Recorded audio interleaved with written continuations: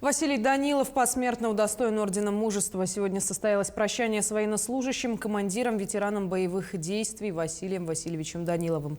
Уроженец Усть-Алданского района с ранних лет знал, что посвятить свою жизнь военному делу. Со школьных лет он был самым ярким учеником школы. Как профессиональный военный начал участвовать в спецоперации с февраля текущего года. За особые заслуги, успешное выполнение военных задач награжден медалью за боевые отличия.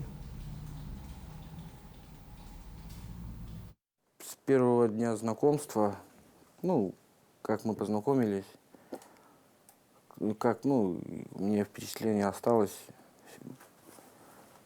очень веселый был человек. С ним можно было общий язык найти. Он мог с кем угодно общий язык найти. Отзывчивый, друг, можно сказать, настоящий друг. В беде никогда не бросит. Если попросить что-нибудь, он не будет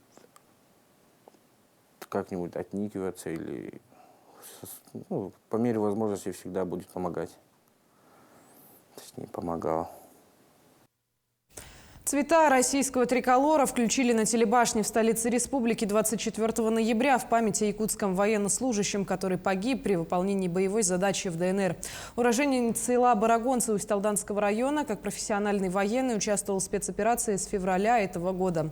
Василий Данилов был посмертно удостоен ордена Мужества.